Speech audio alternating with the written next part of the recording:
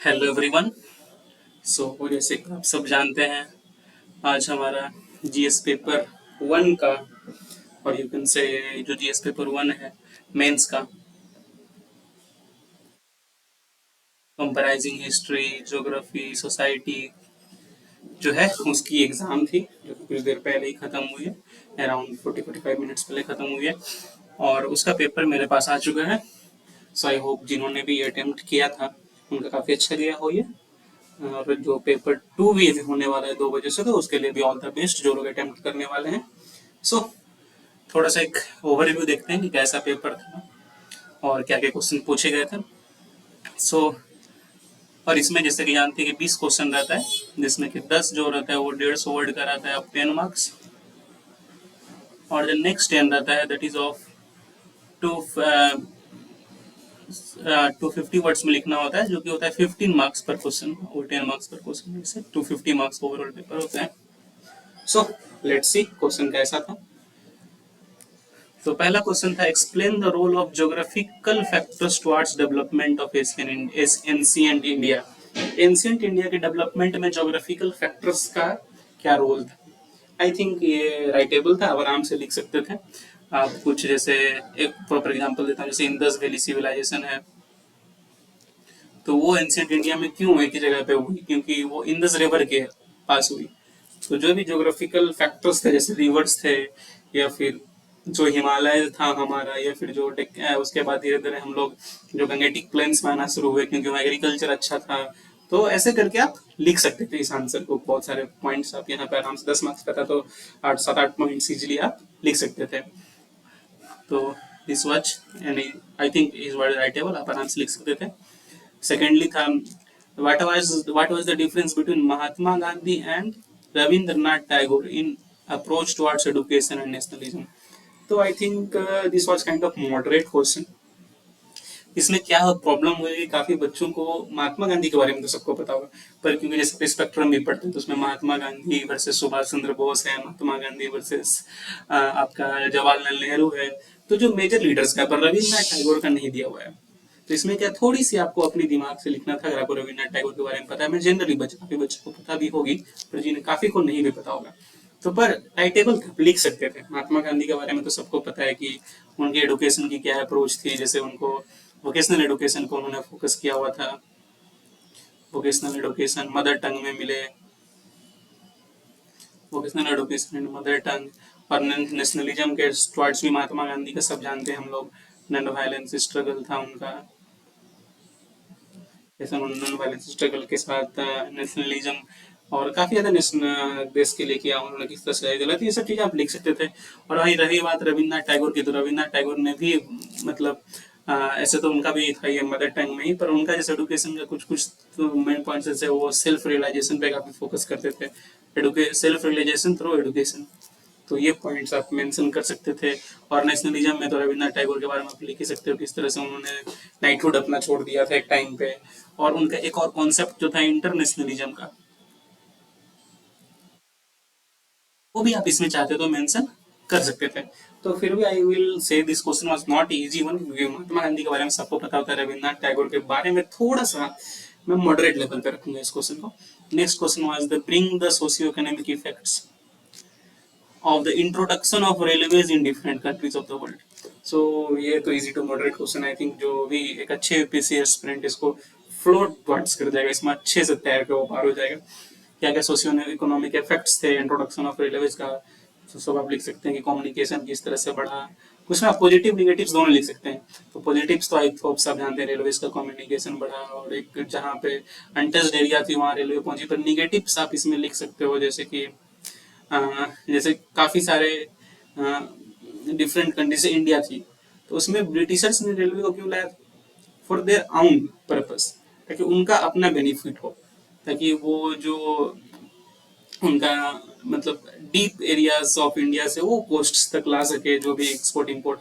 Second आप लिख सकते हो कि जो रेलवे का उसमें था, काफ़ी ज़्यादा डिफोरेस्ट्रेशन भी हुआ रेलवे की वजह से, क्योंकि ट्रैक्स बिछाने में जो उसके लगती थी वो लकड़ियाँ की होती थी, ट्रैक के नीचे जो पोल टाइप से होता है वो लकड़ियाँ की होती थी। तो कुछ कुछ ऐसा चीज़ थी, आप लिख सकते हो कैसे वो पॉपुलेशन पे अफेक्टेड हुई रेलवे। तो वो चीज़ें थी, इजिली राइटेबल था ये क्वेश्चन, आप लिख सकते थे। नेक्स्ट था discuss the consequences of climate change on food security in tropical countries. ये तो काफी आसान क्वेश्चन था, कैसे climate change is affecting agriculture, climate change कैसे एग्रीकल्चर को अफेक्ट कर रहा है, कैसे मानसून को अफेक्ट कर रहा है, और भी और जैसे इंडिया में रेनफेड कंडीशंस पे कितना दिख रहा है तो उससे कितना ये होगा। फिर क्लाइमेट चेंज की वजह से डिजीज हो रही है, काफी फूड बॉर्न डिजीजेस भी काफी हो रही हैं, और इससे क्या इफेक्ट है पड़ेगा इन सेक्शंस, पोरर सेक्शन जिनको कि ये प्रॉब्लम होगा। तो ये काफी इजी क्वेश्चन था, I think this would be easily writable. Food security, climate change consequences क्या था फूड सिक्योरिटी में, ये सब चीजें आप लिख सकते थे, नथिंग इसमें। ये कैसे फूड पैटर्न्स बदल रहे हैं, क्रॉप की जो पैटर्न है क्रॉपिंग की वो बदल रही है, तो ये सब चीजें आप लिख सकते थे। नेक्स्ट क्वेश्चन की तरफ देखते हैं, तो that was why is world confronted with crisis of availability and access of fresh water resources।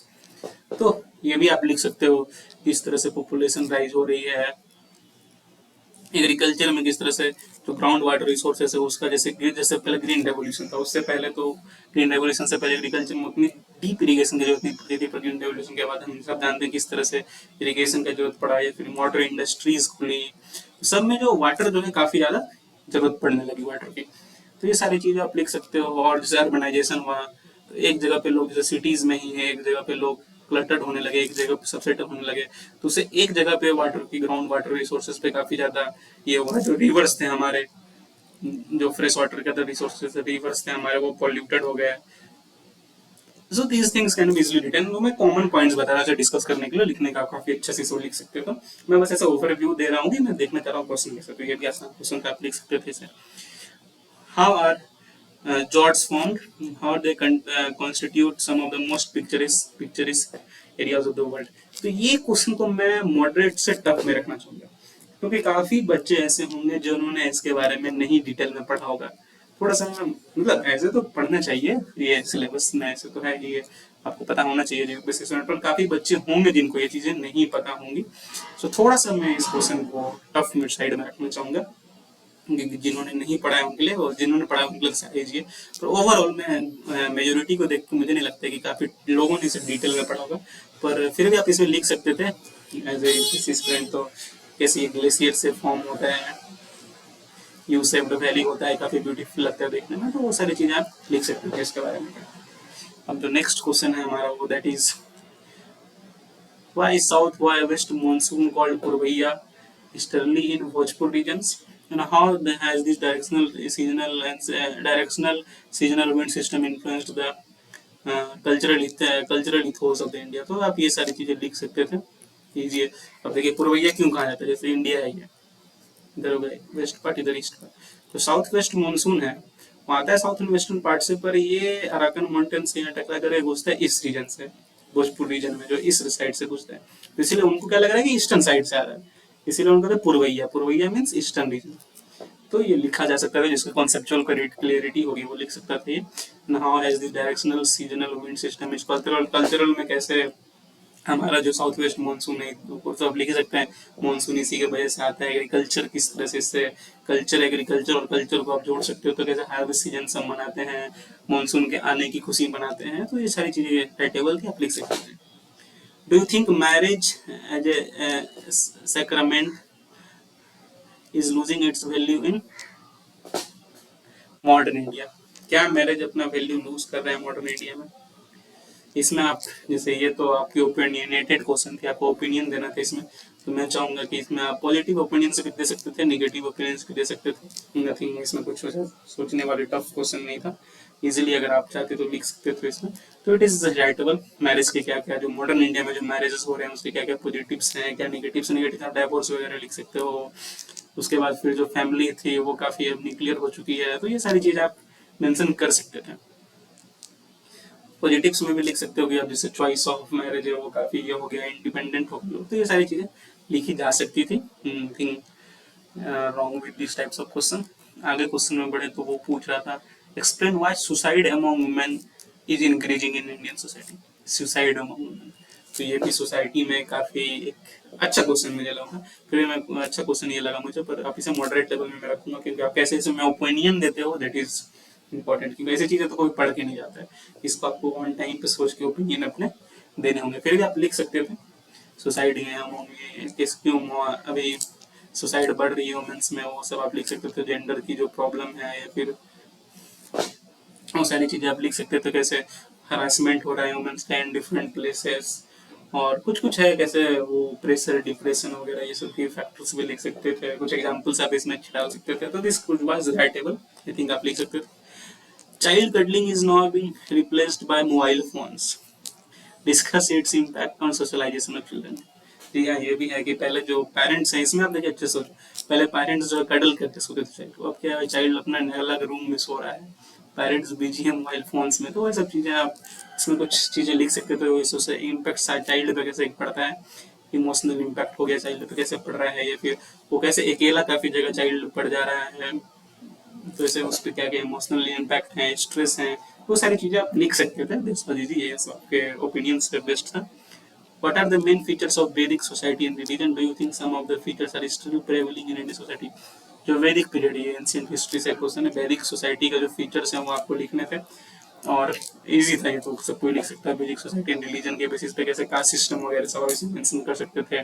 कैसे ब्राह्मणिज्म का ग्रोथ हुआ आप वो मेंशन कर सकते थे। देखिए वैदिक, हाँ जैसे ओल्ड वैदिक एज और न्यू वैदिक एज जो है उस पर आप कुछ लिख सकते थे।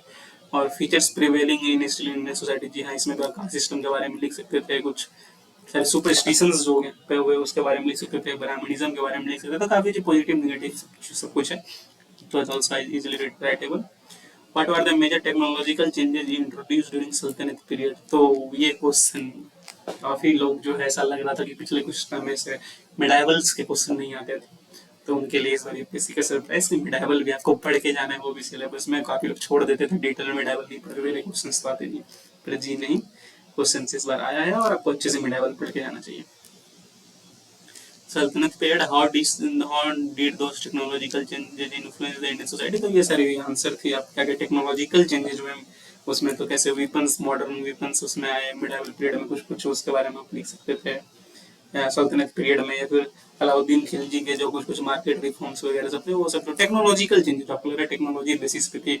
या फिर कुछ स्पेस को लेकर भी उन्होंने सल्तनत पीरियड में कुछ कुछ था। या फिर आप इसमें आर्ट एंड कल्चर का भी कुछ पार्ट्स जोड़ सकते हो, तो इट वॉज राइटेबल, लिख सकते थे। थोड़ी सी डिफिकल्ट मैं सब मॉडरेट लेवल में रखूंगा, पर यस आप लिख सकते थे। How did the colonial rule affect tribals in India? This तो ऐसा तो क्वेश्चन भाई, ट्राइबल्स वाला क्वेश्चन तो मॉडर्न हिस्ट्री में कितने अच्छे से दिया हुआ है, ये तो सबको पता होना चाहिए। एंड ट्राइबल रिस्पॉन्स, इस तरह से ट्राइबल्स का क्या इफेक्ट हुआ मॉडर्न इंडिया का, जो भी जो लैंड सेटलमेंट की बात हो रही है, या फिर जो भी टैक्सेस ट्राइबल लैंड्स पे लगने लगे, उनके ऊपर जो उनकी उनकी जो कल्चर थी उनमें इस तरह से ब्रिटिशर्स घुसे। तो आप वैसे ये सब लिख सकते थे। ट्राइबल रिस्पॉन्स भी आप लिख सकते थे, काफी सारे हैं, जैसे संथाल रिविलियन के बारे में लिख सकते थे आप, संथाल रिविलियन, मुंडा रिवॉल्ट। तो ये सारी चीजें थी जो आप लिख सकते थे। Nothing difficult in this question, writable था, काफी आसान क्वेश्चन था।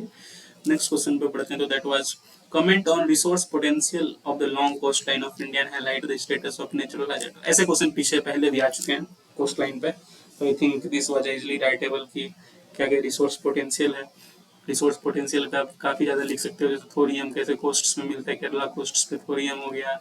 टूरिज्म का कुछ आप पार्ट्स लिख सकते थे इस पे, या फिर ये एनर्जी का कुछ लिख सकते थे, कैसे कोस्टल रीजन्स में हम लोग टाइडल एनर्जी या फिर जो विंड एनर्जी उससे कैसे हम ये कर सकते हैं। तो ये सारी चीजें आप लिख सकते थे।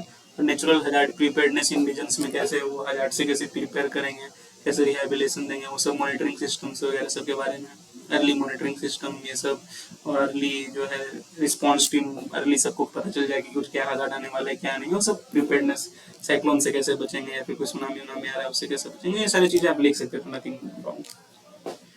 नेक्स्ट क्वेश्चन था identify and discuss the factors responsible for diversity of natural vegetation in India. ये क्वेश्चंस मैं भी पहली बार देखा हूँ, मेरे फ्रेंड ने भी भेजा मुझे कि ये देखो क्वेश्चंस हैं, तो मैंने सोचा चलो कि उन्हें डायरेक्ट रिकॉर्ड ही कर लेता हूँ, स्टूडेंट्स को भी हेल्प मिलेगी। तो factors responsible for diversity of natural vegetation in India, ये नेचुरल वेजिटेशन भी कर ही सकते हैं, क्योंकि कुछ रीजन है हमारे नॉर्थ ईस्ट और वेस्टर्न घाट में कि अधिक बारिश होती है, तो वहाँ ट्रॉपिकल एवरग्रीन है, फिर हमारे पास डेजर्ट्स है, हमारे पास माउंटेन फॉरेस्ट्स हैं, सारी चीजें आप लिख सकते थे। डेसिडियस फॉरेस्ट जो कि मेजोरिटी पार्ट में कवर्ड है, मानसून फॉरेस्ट्स वगैरह मानसून रीजन में, तो सारी चीज लिख सकते थे। Assess the significance of wildlife sanctuaries in rainforest region of India, wildlife sanctuaries का क्या सिग्निफिकेंस है, कैसे उसको प्रोटेक्शन में हेल्प करता है, फिर जो भी हमारे रिसोर्सेज, क्योंकि जब सब जानते हैं रेन फॉरेस्ट में कितना अधिक डाइवर्सिटी होता है रिसोर्सेज का, तो वहाँ पे सेंचुरीज कैसे रोल प्ले कर सकती है। तो this was I think is writable for UPSC student, आप लिख सकते थे why did human development fail to keep pace with economic development in India. So I think ये क्वेश्चन थोड़ा मॉडरेट लेवल पर रखूंगा पर फिर भी राइटेबल था कि इकोनॉमिक डेवलपमेंट के साथ ह्यूमन डेवलपमेंट क्यों नहीं पेश कर पाया। इकोनॉमिक डेवलपमेंट में ठीक है हमारे पास अभी जॉब्स हुए, इकोनॉमिक बढ़ा, जीडीपी बढ़ा, हमारा सब कुछ हुआ, पर ह्यूमन डेवलपमेंट जिसकी बात होती है, हैप्पीनेस की बात होती है, या फिर जो एडुकेशन, पॉवर्टी, इनइक्वालिटी अभी तक बहुत ज़्यादा कंट्री में है, क्यों है ये सारी चीज़ें आप लिख सकते हो, easily writable I think. From being a net importer in 1960s, India has emerged as net food exporter to the world, provide regions. ये सब तो काफी कैसे एग्रीकल्चर डेवलपमेंट हुआ, ग्रीन रेवोल्यूशन हुआ, उसके बाद हम लोग सेल्फ सफिशिएंट इन फूड ग्रेन्स हो गए, फिर काफी ज्यादा भी जैसे एवर ग्रीन रेवोल्यूशन की बात हो रही है, ये सारी चीज लिख सकते हैं किस तरह से हमारा प्रोडक्शन बढ़ा और अभी हम इम्पोर्ट, जो हम कहा इम्पोर्ट क्या क्या करते थे, हम एक्सपोर्ट कर रहे हैं, तो is was easily writable I think, लिख सकते थे। Next was, does urbanization lead to more segregation or marginalization of the poor in Indian metropolis? It was also writable, थोड़ा ओपिनियन देकर के आप लिख सकते थे इसमें, किस तरह से slums वगैरह आप लिख सकते थे इसमें, क्योंकि अर्बनाइजेशन हुआ, किस तरह से अनइक्वलिटी डेवलप हुई in urban areas, rich gated richer and poor gated poorer, तो ये सारी चीज लिख सकते थे I think different. Why is caste identity in India both fluid and static? ये भी थोड़ी सी मुझे मॉडरेट लेवल पे कहूँगा, पर रिटर्न लिख सकते थे इसे। कास्ट आइडेंटिटी जो क्यों फ्लूइड है, ये फिर स्टैटिक दोनों है इंडिया में, काफी टाइम्स पे फ्लूइड हो जाता है, काफी टाइम पे स्टैटिक हो जाता है। इसमें कुछ इलेक्शंस के एग्जांपल दे सकते थे, कैसे इलेक्शंस में कास्ट बेसिस पे होता है, कुछ आप डेवलपमेंट वगैरह की बात कर सकते हैं, ये सब रिजर्वेशन वगैरह कुछ कुछ चीजें इसमें डाल सकते थे, कुछ ज़्यादा नहीं था ये डिफिकल्ट, थोड़ा सा मैं मॉडरेट लेवल पर रखूंगा पर still writable. Discuss the impact of poor post-tribal economy on ethnic identity and communalism. इसमें भी आप लिख सकते हो कि इथनिक आइडेंटिटी और कम्युनलिज्म में पोस्ट लिबरल इकोनॉमी में क्या क्या, post liberal economy that is around 1990s के बाद, उस पर लिखना है। तो ये सब भी आप लिख सकते थे, अनइवन डेवलपमेंट के बारे में लिख सकते थे बड़े, क्योंकि इकोनॉमी खुल गई फॉरेन इसके लिए, तो वो आ गए, अनइवन डेवलपमेंट हुआ, इसके बाद कुछ का जैसे रिलीजन, कुछ रिलीजन पीछे रह गए, ये सब चीज कुछ कुछ आप थोड़ा मॉडरेट लेवल पर रखूंगा, पर still it was readable, writable, आप लिख सकते थे ऐसे क्वेश्चन को। सो ये था पूरा क्वेश्चन जीएस पेपर 1 का, चीज हिस्ट्री सोसाइटी, काफी क्वेश्चन सोसाइटी से भी हैं, हिस्ट्री से भी, और ओवरऑल जब मुझे जो लग रहा है, ओवरऑल अगर मुझे ये देना होगा तो मैं बोलूँगा ओवरऑल क्वेश्चन मॉडरेट था, आई विल नॉट से कि बहुत ज्यादा इजी था, मॉडरेट था, कुछ क्वेश्चंस तो इजी थे, जैसे कि आप देख लो यहाँ पे ये रेलवेज वाला क्वेश्चन हो गया, ये तो काफी इजी मुझे लगा, लिख सकते थे। क्लाइमेट चेंज फूड सिक्योरिटी काफी इजी था, ये फ्रेश वाटर रिसोर्सेज का इजी था, ये थोड़ा सा डिफिकल्ट था, ये इसको भी मैं नहीं रखूंगा इसमें। ये उसके बाद आप देख लो ये वैदिक सोसाइटी डायरेक्ट क्वेश्चन है, काफी easy question,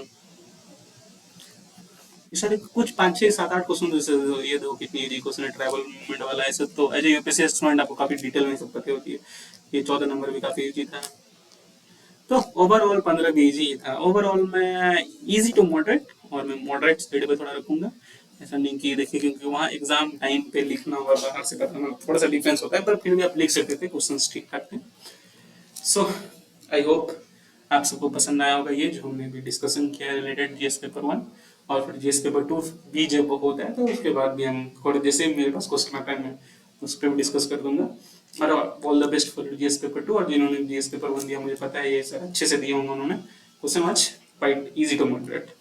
so that's all for today, thank you. अगर आपको अच्छी लगी ये वीडियो तो लाइक करें, शेयर करें, सब्सक्राइब करें, थैंक यू।